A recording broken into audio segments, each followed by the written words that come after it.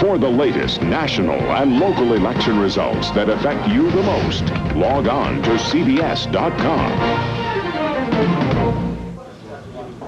The presidential race still hotter than a Laredo parking lot, 246 to 242, Bush over Gore, with 270 needed to win.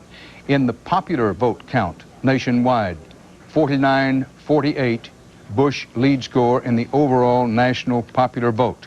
The Electoral College map looks like this. All the states in red, Bush has carried. All the states in blue, Gore has carried. The big states, New York, Illinois, and California, have kept him in the race. Bush has carried 29 states with an electoral vote 246. Gore's carried 17 states plus D.C. Electoral College vote count of 242. Doesn't get much closer than this. Now, Bob Schieffer, Oregon with 7 electoral votes is still out. Wisconsin with 11 still out. Ralph Nader has run fairly strong in both those states. Well, he certainly has. And don't forget, Dan, at the beginning of this, for the last month or so, the Democrats have been just terrified that that Al Gore would lose votes to Ralph Nader, that he would draw votes away from Al Gore. Now, it's not fair to say that the people who voted for Ralph Nader were only planning to vote for Al Gore. Surely some of them were going to vote for George Bush.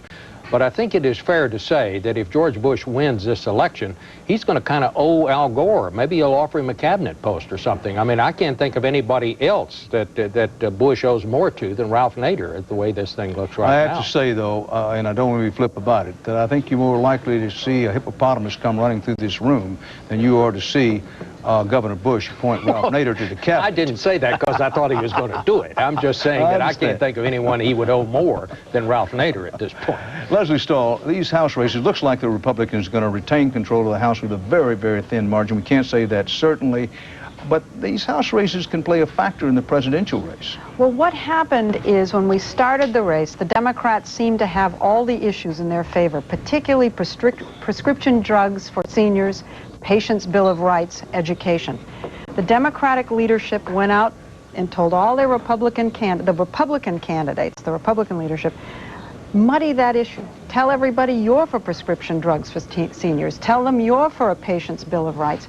And the issues got very confusing out there. And I think that may have happened at the presidential level as well. It was kind of brilliant on the Republicans' part. Well, they also did one other thing, didn't they, Bob Schieffer?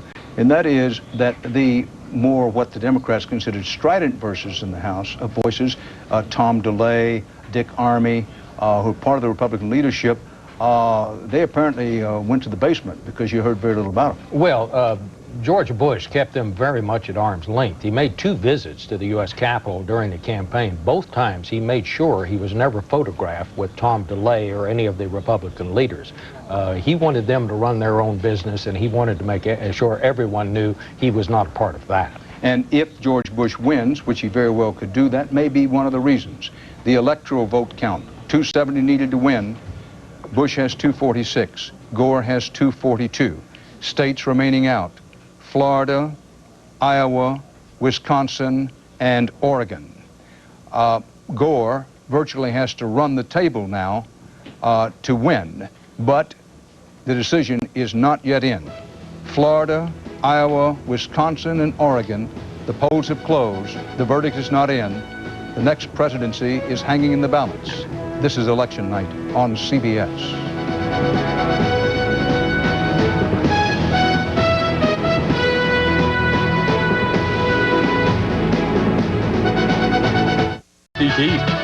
CBS News Election Night headline at this hour. Election day is over. The election of the next president is not, and we may not know for sure even after you finish the next pot of coffee. It's 12:30 a.m. here in the East. This is the up-to-the-minute electoral vote count. 246 Bush, 242 Gore, with 270 needed to win. This is the national popular vote at this hour. 49% Bush, 48% Gore. Bush has just over 37 million votes. Gore has almost 37 million votes. The polls are closed nationwide, including Alaska now. The final 4 decisive states, Iowa, Wisconsin, Oregon, and Florida, hold the electoral votes and the keys to the White House. And let's punch up now each of these states and show you how close the races are. First in Florida, 25 electoral votes. Bush leads 50% to 48% with 86% of the precincts reporting. These are votes in and counted. Remind you again, absentee vote counts may go way into tomorrow in Florida, and an estimated 30,000 absentee ballots from overseas will come into that state. The Bush people think that will lean toward them military people, but we'll have to see. Then moving on to Wisconsin, 11 electoral votes. Nader a factor there. Gore leads 48 to 47%, Nader with 4%. Wisconsin's 11 electoral votes are undecided. In Iowa, 7 electoral votes. Al Gore 49% to 48%. This is at 84% of the precincts reporting. This one could go either way. Tick tight here, has been all night long. And then out on the Pacific Coast, Oregon, another Nader state where Ralph Nader plays a role. 7 electoral votes.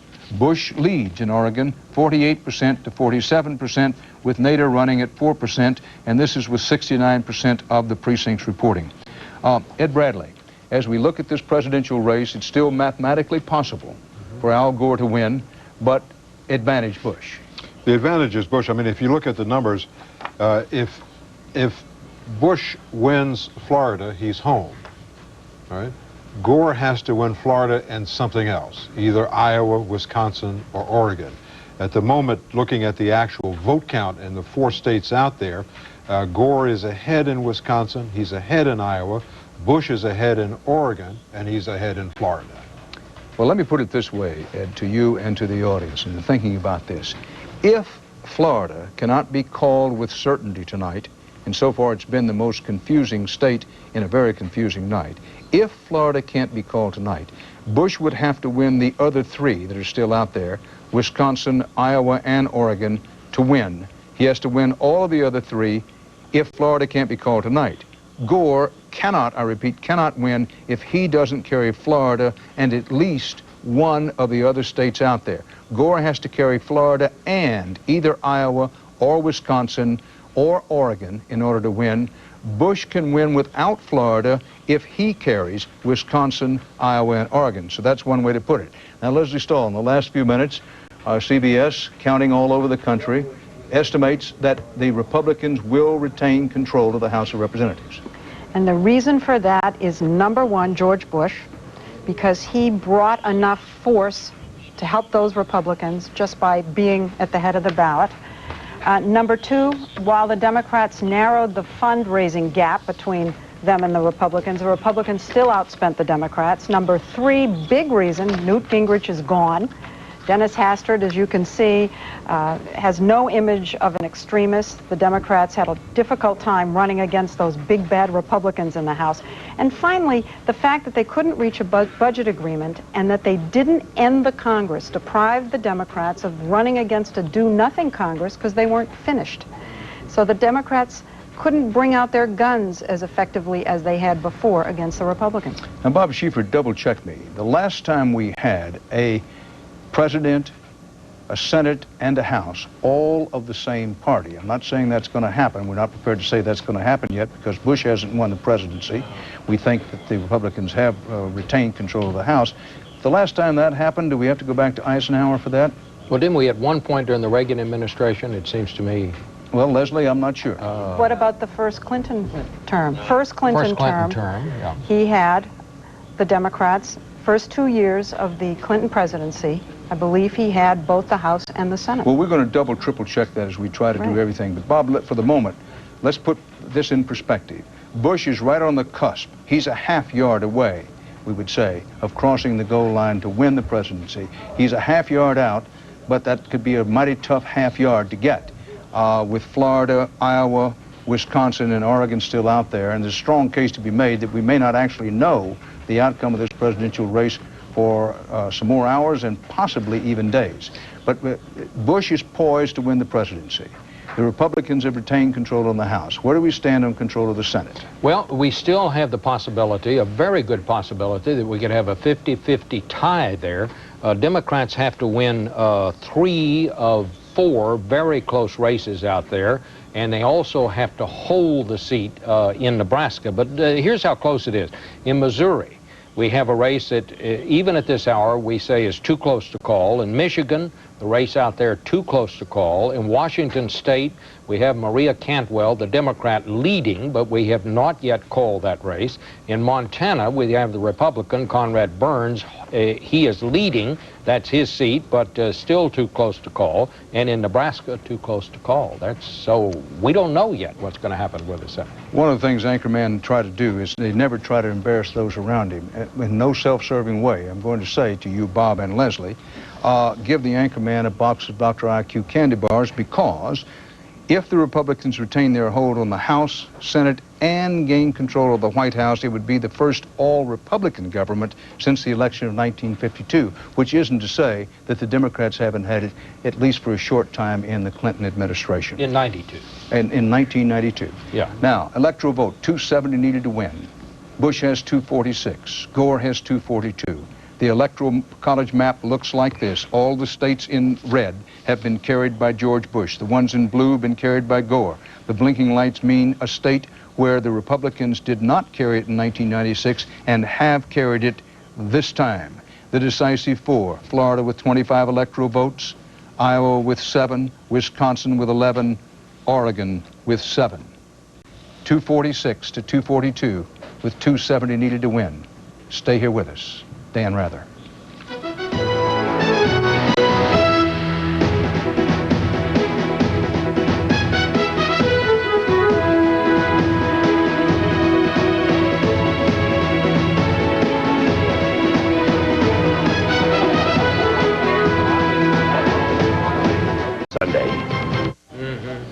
We're back at CBS News election headquarters in New York with coverage of one of the great presidential races in American history. The Electoral College vote count, 270 needed to win. Our count is Bush 246, Gore 242. The overall national votes actually in and counted, Bush has a slight lead in that as well. This is the way, this is the popular vote, 49-48, Bush over Gore at this point.